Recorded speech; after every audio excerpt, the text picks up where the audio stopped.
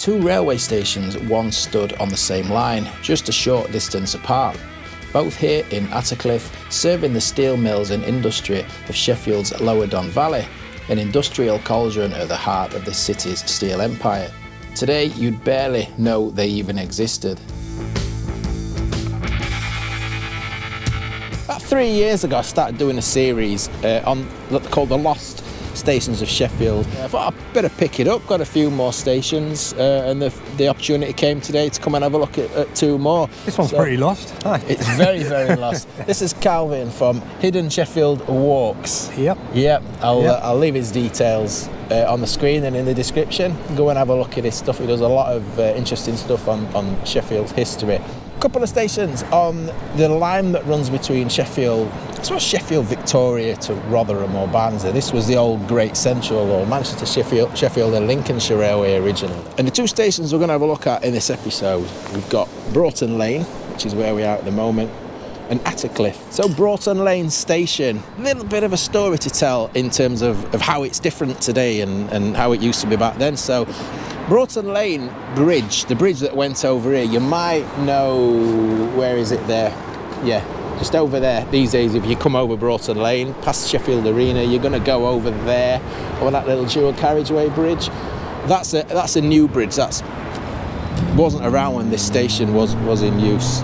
But back in the day, Broughton Lane actually was on a very different alignment, and we can see this on the maps. Can you see those concrete bases just there? Look, just between. That's the Supertram tracks at the other side, by the way. This is like a freight line at the moment. They're the original foundations for the old Broughton Lane Bridge. We'll take you around there because we can see a little bit more as well from the other side on that.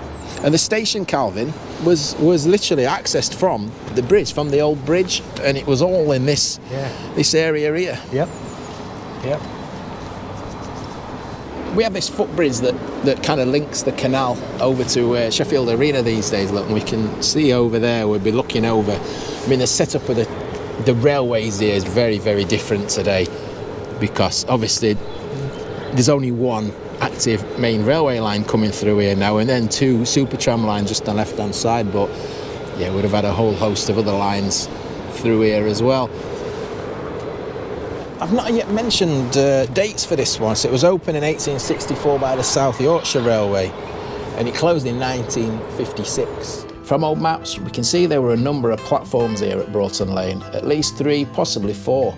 And access was from Broughton Lane itself, with a footbridge linking the platforms across the line.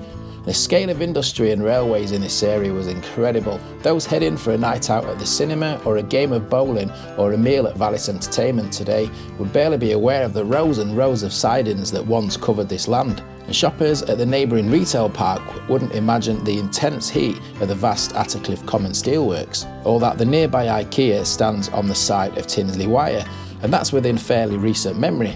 But as industry declined and transport patterns changed, stations like this were simply not needed anymore.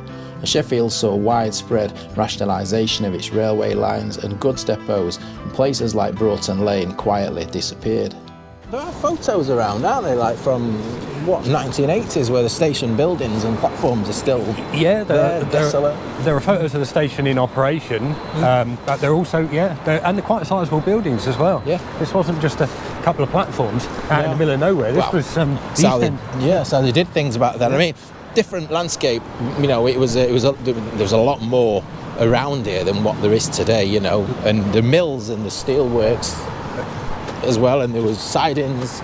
There's loads of people living and working here. Yeah, busy station. Yeah, and stations were as much for goods and handling things like that as they were passengers back then. It'd just be a bus stop. You know, like you said, it served no more really in terms of people than the Supertram stop. Yeah, today's tram has broadly replaced that line, isn't it? Stopping at places like Attercliffe and Broughton Lane Arena around here. It's funny how things come around, isn't it? But there we go. We're not going to be going on to the railway lines. Don't worry. But we have just got a gap just down here on this access point. Look, we can look across. Now, can you see that there's an old abutment at the other side there? Can you see it on the far side? Now that's some remains of the old Broughton Lane Bridge. Look, and then we can see those two bases down there as well. So yeah, that's where the station was, basically, this side of the bridge. So we'd be pretty much stood looking through the station here. And interestingly, there is a sign, if you're on the tram going between Sheffield and Meadowhall, you do see there is still a sign for Broughton Lane Junction down there. It's where the line starts to curve away towards Tinsley. So only not even a mile up back in the Sheffield direction along the same railway line from where we've just seen you up Broughton Lane, we've got the next station, Attercliffe Station. Not to be confused with Attercliffe Road, which is on the other line. We've covered that in an earlier episode. We're stood on top here, just for a point of interest. The Aqueduct, this is Worksop Road Aqueduct here. And the reason why we've fetched you here, it's not to look at the aqueduct, but obviously we'll show you it while we're here. It's Attercliffe Station, which is just here. Now, it's the same setup here, is we've got the single line of the railway line there, and then we've got the two tram lines. But the tram lines are starting to now branch off to take their own independent course. And I think they've actually gone through at the site of the station on the other side as well now. But what remains have we got of this station on here then? So you can see the walls there, look. Just as it starts to rain again, Calvin. Typical. Yeah, it's forecast was right. But yeah, it's a great stretch, isn't it?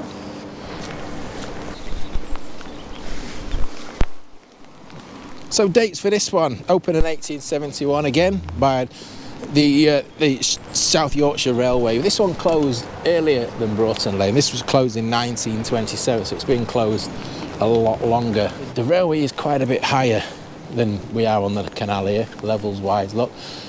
And it was, the platforms were connected by a subway. And can you just see in the recess there, can you see the arch? That's quite prominent there, isn't it? Look, you can see the blue brick arch being filled in with red brick. How are people crossing and then going into that? Because there's no access from this side. No. So it's just, they must just be going down that slip there and into... Are they stairs? Well, it looks a bit like it, doesn't it? Because it must be. So I'm just thinking how they're entering the station on that side, and they're crossing the tracks, either underneath or on a bridge, and then coming down. I'm trying to work out, because I don't think there was a crossing. There wasn't a bridge here, was there? A crossing here. No. So I'm just trying to work out why they would come across, why and how they'd come across from the road to go under. To go back on themselves. I don't actually know. I've not seen too many photos of the station. There isn't much about this. No. I thought the same, and I was from seeing other stations on travels. I thought you accessed it from the road, from down below, and we'll go and have a look down there. It's quite a piece of engineering, isn't it? Why Attercliffe Station closed much earlier than Broughton Lane isn't entirely clear, but it may simply have been down to proximity, too many stations clustered too closely together, or perhaps a lower concentration of industry and sidings directly around the Attercliffe Station itself. We've already seen the remains of the subway, and access to the station, I believe, was from the far side of the line, with passengers reaching the Sheffield-bound platform via that subway and the staircase. The canal itself clearly presenting engineers with a few challenges. Looking at this Britain from above image, it's taken from the 1940s. Now the station has already gone, and even then it's difficult to pick out any real trace of it aside from the recess from the subway staircase down to the canal side platform. And yet in earlier photographs like this one from 1916, we can see a fully functioning station, now reduced to just a handful of fragments. And here is the aqueduct, Calvin. Fantastic structure this, isn't it? This is one of the most understated things in Sheffield. This is extraordinary. This is over 200 years old, and it's carrying the canal across what was clearly an important road at the time. There's nothing like it in the city. No. And I just think, and one of the things that gets me is I've walked under here many times. I've walked over the canal many times. There's a nice stretch of canal which we've just seen. Lots of people walk above, lots of people walk underneath, but I don't think many of the people that are above look down underneath, and I don't think many of the people beneath look up on top. Whereas actually, I think to fully appreciate it, you've got to go and do both, and it's extraordinary. There's just so much going on in this this short bit. Pedestrian tunnels either side. Yeah. Now again, this has seen some recent, I say recent, when the tram was built, look, obviously there's another bridge being added just there on the left hand side. That's the tram bridge, and we're stood underneath the railway here.